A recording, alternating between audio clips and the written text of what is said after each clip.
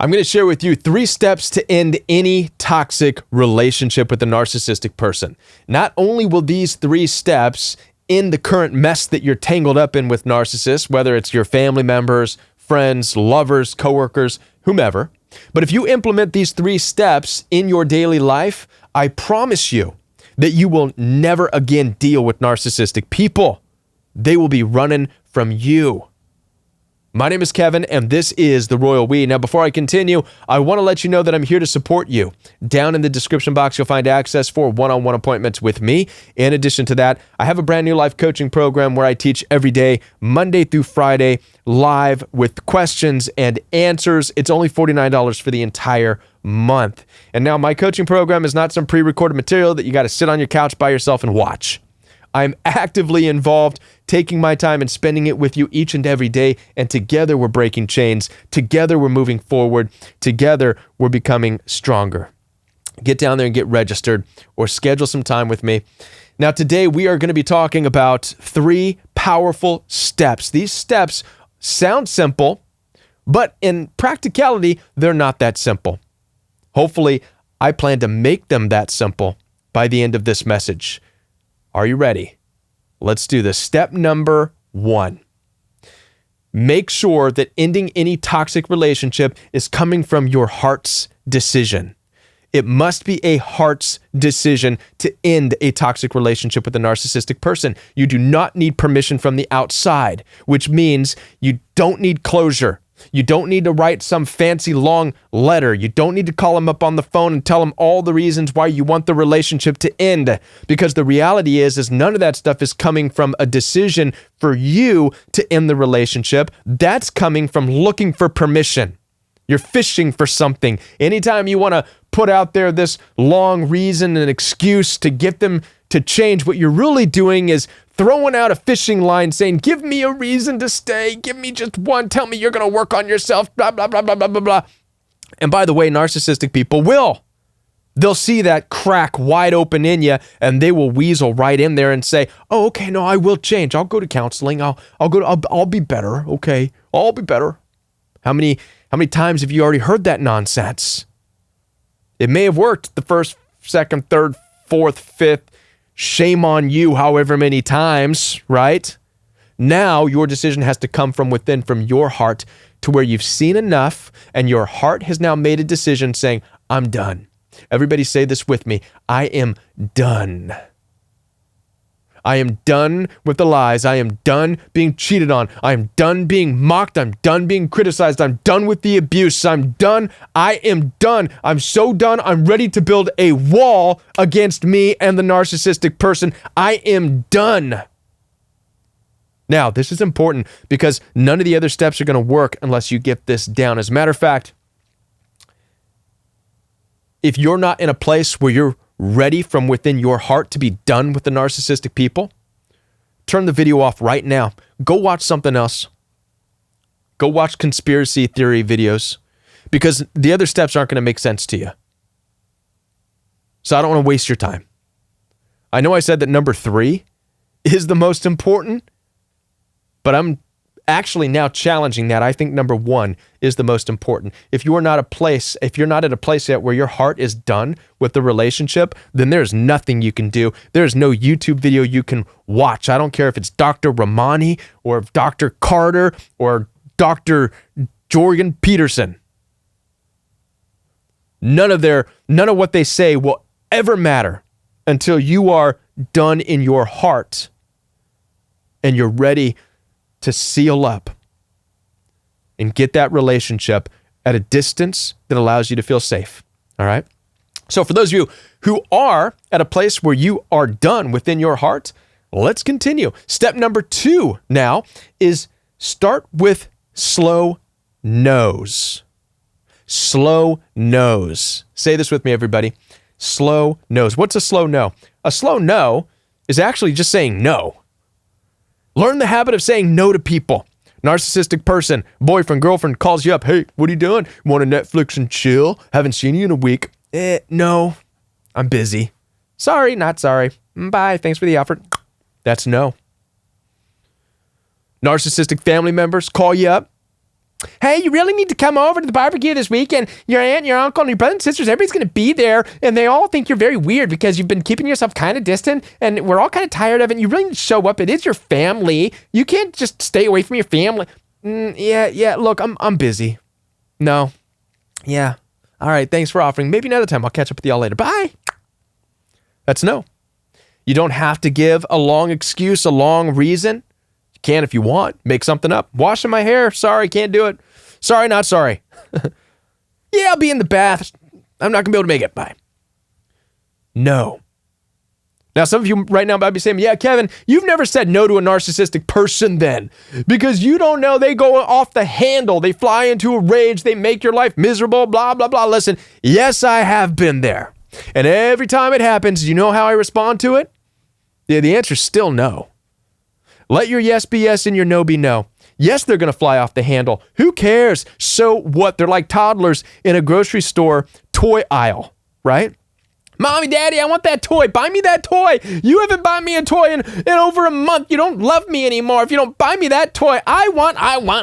No, I'm not getting you a toy. But you said I'm not. No, the answer is still no. Still no. Like a wall. Still no. As a matter of fact, the more you rage, the more no it's going to be. The more aggressive my no becomes, the more aggressive you push that button, Mr. Narcissistic person. So let them get raged at you and let it harden your no even more. And here's what you're going to do. You're going to start to develop the pattern in your life, the habit of saying no, which is going to change you from being the yes person you've always been. I'm a giver. Yes, sir. Yes, ma'am. Whatever you want. Yes. And listen, by the way, it's not your fault. We've all been that yes person. Modern Christianese kind of taught us to be that way. Say yes to everything. Be all things to all people. On and on and on, right? Which turned us into a bunch of yes people, being in situations and around people and doing things we have no business being in. Why? Because we arrogantly think we're doing the right thing. We become prideful in saying yes and hoping that they're accepting us. Really, they're just taking advantage. So it builds the habit of saying no instead of yes. Listen, Jesus wasn't a yes boy. He wasn't a yes simp walking around saying yes to everybody. Right? I know there's a Hillsong out there. All your promises are yes and amen.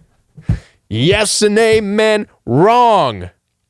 The Lord is not all about yes. The Lord was he wasn't joking around. There was plenty of no's, plenty of get out of here's.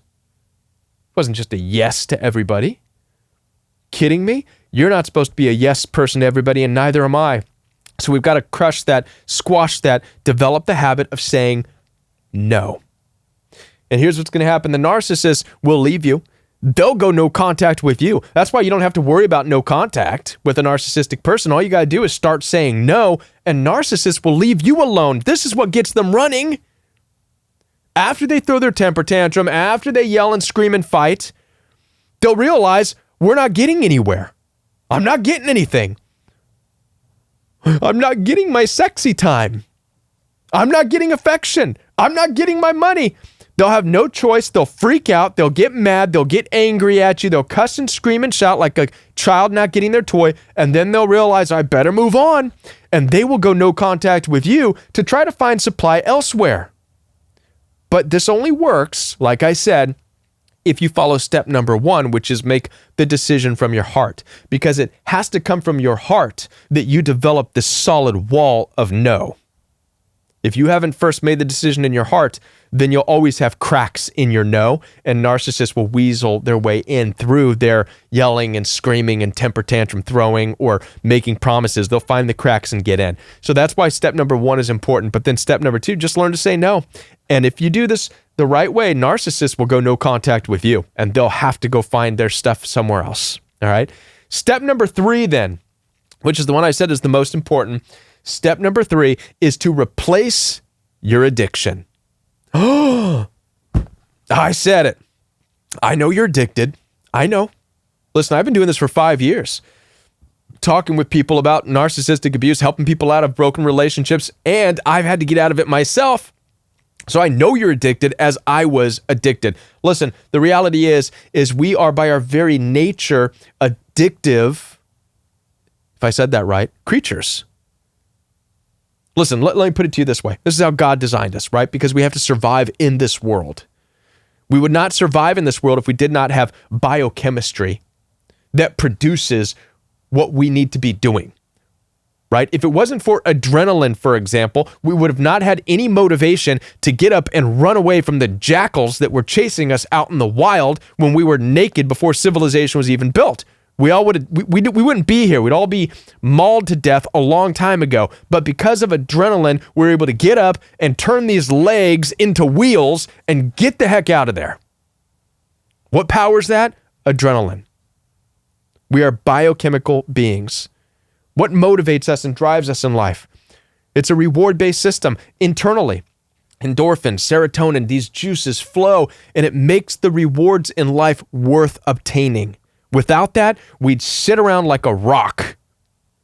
Rocks don't need adrenaline. Rocks don't need endorphins or serotonin. Rocks don't need chemicals, right? That's what we would be. But we need to accomplish things, so we need biochemistry. This is important to understand because narcissistic people, toxic relationships, if you will, hijack all these biochemicals. They hijack our system.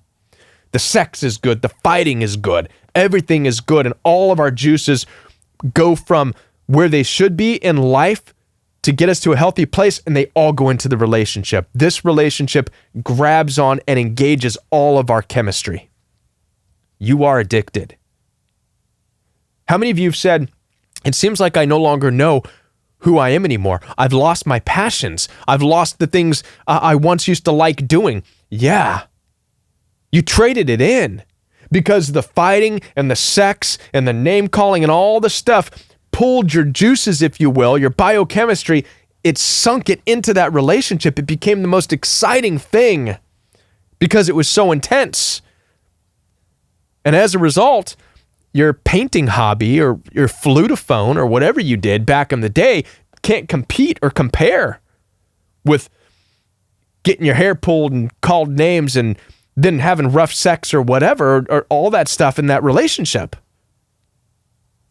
So you have to find a way to balance out your nose with creating exciting things to do in your life. It's okay to take some time to process on your own and do some self-isolation, but then you have to develop some exciting things. Even if you have to lie to your body and trick your body, make yourself do things.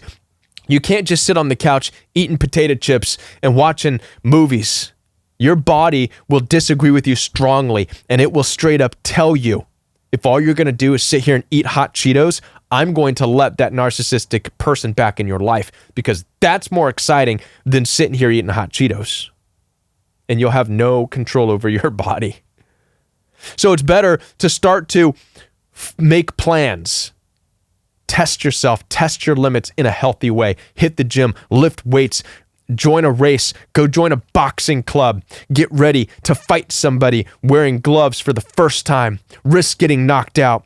See how strong you are. Maybe go skydiving, parasailing, go on a trip by yourself, do something, scare yourself, do something that's going to be healthy and strengthen you in some ways, but is going to satisfy your addictive needs, get your juices flowing a different direction from the narcissistic person. This will ensure that you're not tempted to go back. That's why it's so important. So let's recap the 3 important things. I know this has been long-winded. Thank you for bearing with me, but I hope this is a powerful lesson for you. Number 1 was, once again, make sure it's a heart's decision, or else nothing works. Number 2 is just give slow no's. Deny yourself and deny the narcissistic person, right? And over time, they'll leave you alone. Number 3, replace your addiction. You do this, your life will change forever.